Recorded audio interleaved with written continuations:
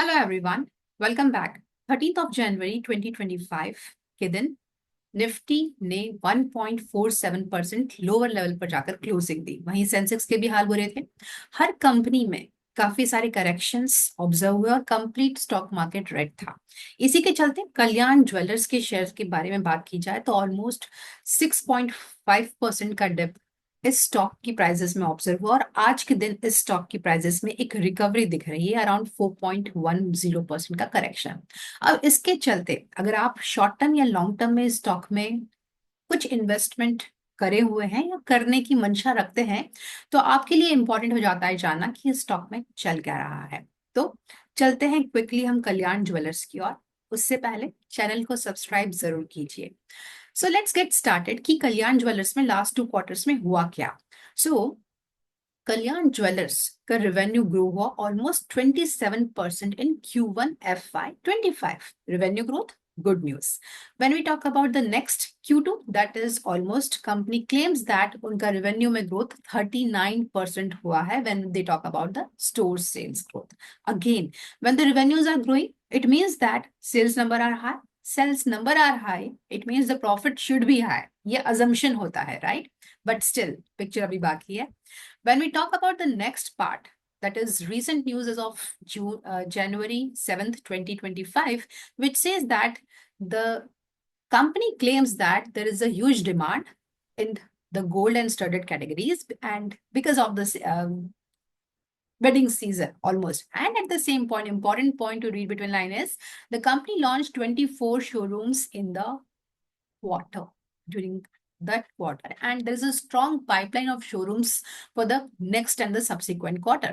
इसको बूस्ट करने के लिए अगली न्यूज हमें कुछ इस तरह से मिली, जहां पे कल्याण ज्वेलर्स का टारगेट है ऑलमोस्ट 170 न्यू शोरूम्स ओपन करना इन द FY 2026। अब ये बात तो क्लियर हो गई, कंपनी के एक्सपेंशन प्लान्स काफी एग्रेसिव हैं, बट एक्सपेंशन प्लान्स के साथ साथ कंपनी के सेल्स नंबर में भी इंप्रूवमेंट अच्छा खासा दिखता है। हैविंग सेड दैट, कंपनी के फंडामेंटल्स क्या कह रहे हैं और कंपनी के टेक्निकल्स क्या कह रहे हैं, let's discover that.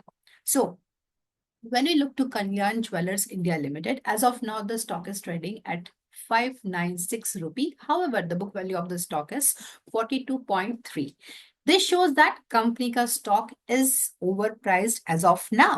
But let's look into other numbers. The stock PE is 98.3, which we need to compare against the market PE. मतलब peers का क्या PE है exactly यहाँ पर इस ज्वेलरी सेक्टर के स्टॉक की अगर बात की जाए तो। Apart from that, two important ratios are here. But before getting into all this, let's get into the profit and loss statement of the company. Profit and loss statement में हमें last 5 years के fundamentals के बारे में information बहुत clearly मिल रही है कि when we talk about the sales number, now let's note that has that increased from year-on-year basis? Yes, we can see a significant improvement in the sales number. Wonderful. When we talk about the material cost, almost constant, कोई difference नहीं हुआ है और इसी के चलते अगर company के ऑपरेटिंग प्रॉफिट की बात की जाए तो केवल 8 से 9%, 8 से 7% के बीच में कंपनी का ऑपरेटिंग प्रॉफिट जमा हुआ है। इंटरेस्टिंग ये बन जाता है जानना और समझना कि कंपनी की अदर इनकम में कुछ इजाफा हुआ है एज कंपेयर टू मार्च 2023 से 24 में एक इंक्रीज हुआ है, 25 में एक इंक्रीज हमें देखने को मिला है। Then two important numbers, interest और डेप्रिसिएशन कॉस्ट। अब जहां कंपनी एक्सपेंशन की बात कर रही है, नए नए ग्रोथ आउटलेट्स ओपन कर रही है, सॉरी नए नए आउटलेट्स ओपन कर रही है, उन आउटलेट्स को स्टैब्लिश करने के लिए कंपनी को एक ह्यूज कैपिटल एक्सपेंडिचर करना पड़ता है। अब कैपिटल एक्सपेंडिचर कहाँ से लेगी? डेफिनेटली कुछ अपना रिजर्व यूज करेगी और कुछ बोरो करेगी मार्केट से। जब कंपनी ऐसा अरेंजमेंट करती है तो कंपनी को एक इंटरेस्ट का ह्यूज कॉस्ट बेयर करना पड़ता है और वही यहाँ हो रहा है। कंपनी का लास्ट 3 to 4 ईयर से अगर आप इंटरेस्ट पेमेंट देखें तो ये कांस्टेंट है, 405 करोड़, 360 करोड़, 335 करोड़ तक, राइट। तो ये रेंज बाउंड हो गया और साथ में कंपनी का अगर डेप्रिसिएशन नंबर भी देखें तो वो हर साल बढ़ रहा है। मतलब ये चीज तो क्लियर है, कंपनी लीवरेज को बहुत ही एग्रेसिवली यूज कर रही है और उस लीवरेज को इफेक्टिवली यूज करके फिक्स एसेट्स में इन्वेस्ट कर रही है।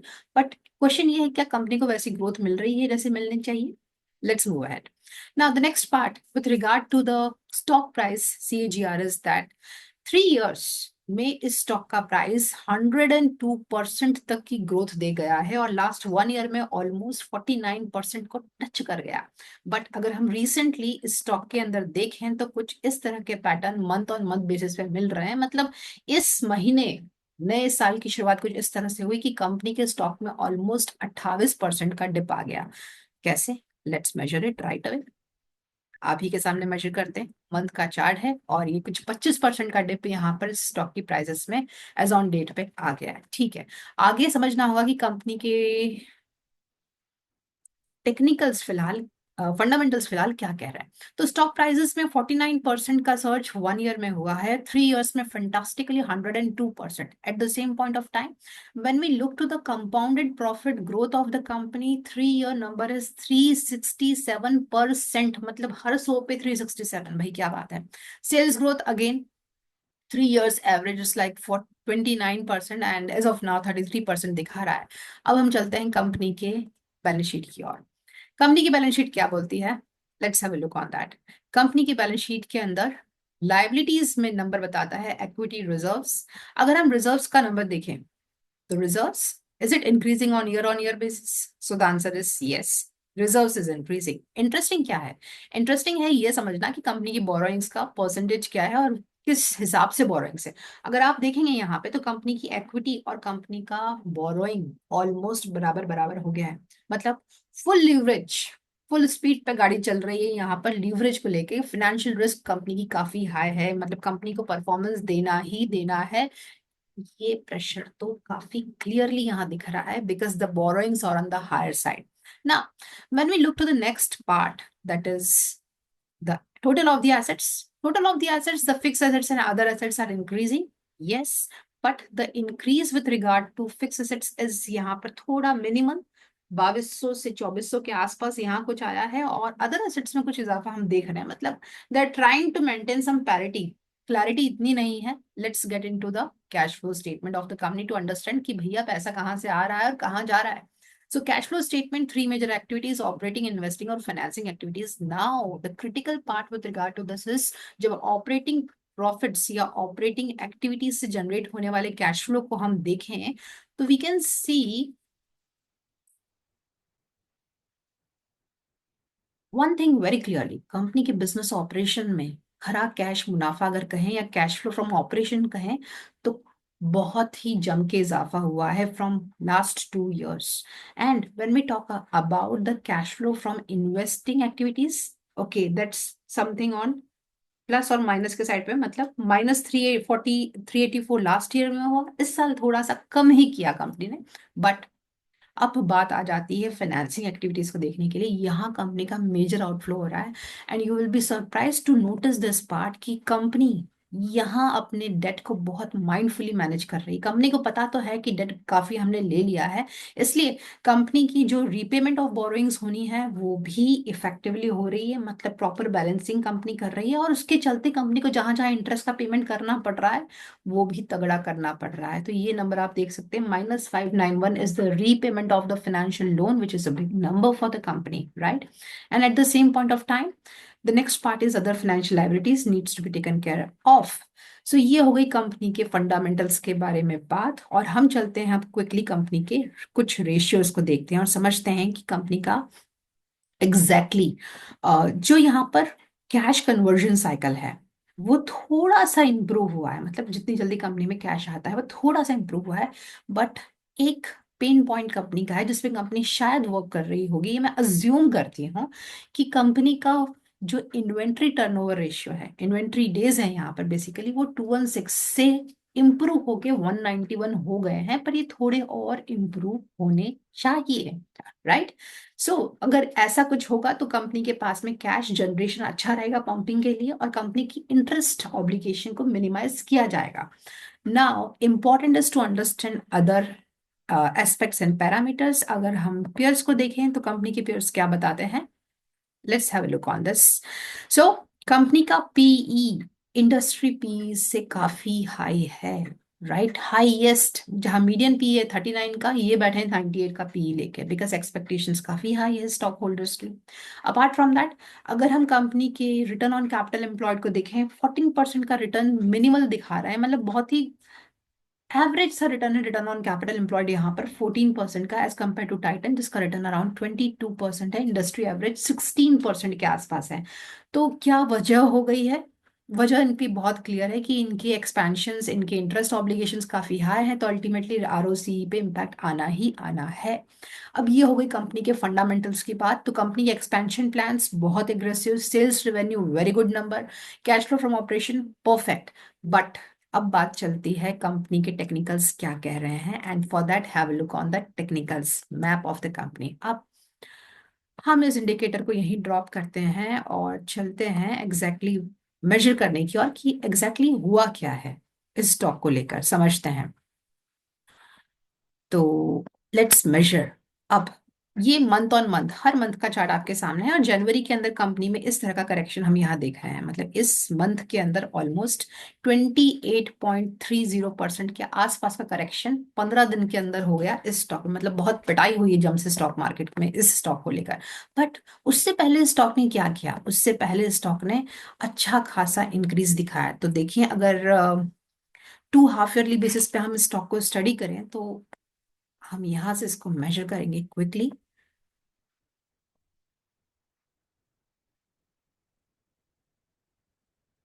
ऑलमोस्ट 144% का लास्ट 1 ईयर में कंपनी के स्टॉक प्राइसेस में इजाफा हुआ है।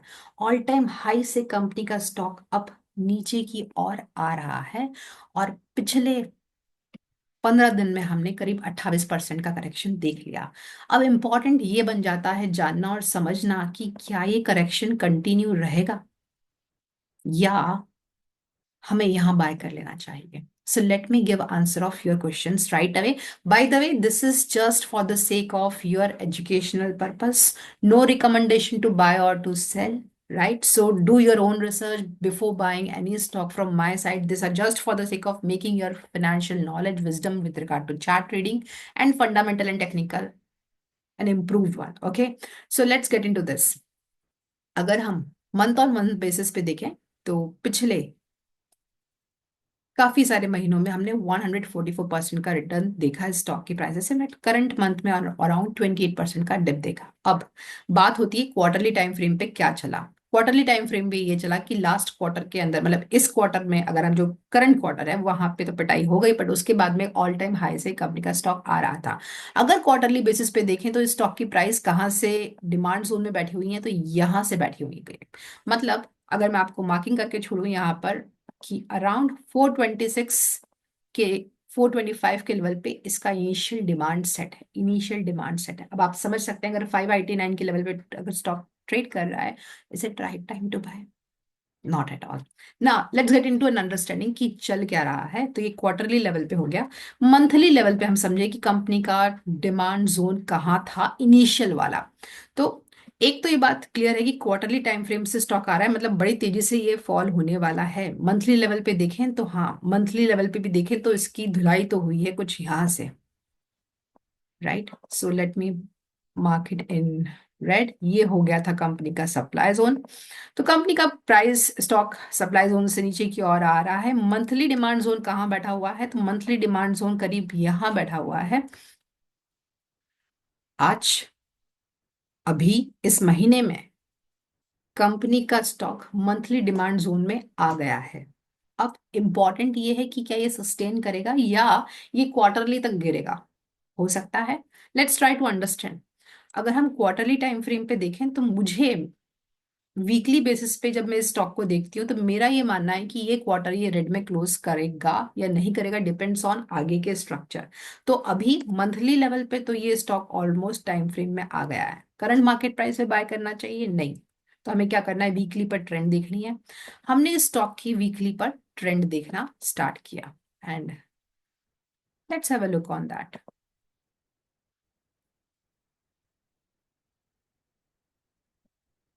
तो वीकली बेसिस पे ट्रेंड तो अप है, बट बहुत इंटरेस्टिंग है। लास्ट वीक और करंट वीक में मिला के इस कंपनी के स्टॉक में अच्छा खासा करेक्शन आप देख रहे हैं।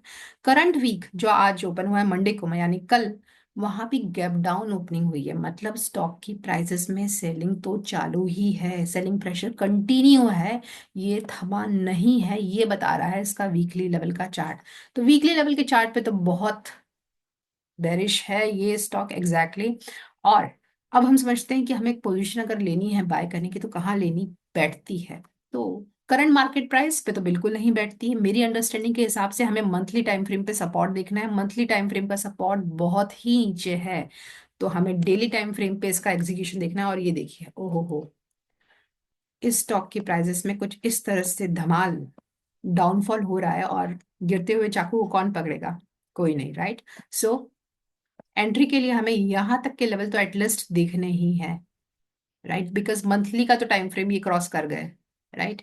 ये तो डिमांड जोन ये ब्रिज कर गए, ये भी ब्रिज कर गए ऑलमोस्ट। अब यहाँ एक, यहाँ तक के लेवल पे अगर एक पहली एंट्री 560 के लेवल पे मार्क करते हैं और यहाँ थोड़ी सी क्वांटिटी बाय करके, डेफिनेटली आप जज कर सकते हैं कि क्या होगा। बट ये क्वार्टरली टाइम फ्रेम से गिरा हुआ स्टॉक है, तो यहाँ पर डाउनफॉल बन सकता है। Again, no one can predict the market, it's the chart reading which we do for the sake of understanding कि स्टॉक की प्राइसेस में क्या मूवमेंट होने हैं। तो यहाँ तक के लेवल पे अगर ये टच कर गया तो एक रिवर्सल पॉसिबल है, but at the same point of time अगर गिरता गिरता आया तो हम नेक्स्ट इंट्रीज की यहाँ तक में प्लान कर सकते हैं। ऑल राइट, सो अगर हम इसकी मार्किंग करें क्विकली तो मार्किंग कुछ इस तरह से होगी, राइट।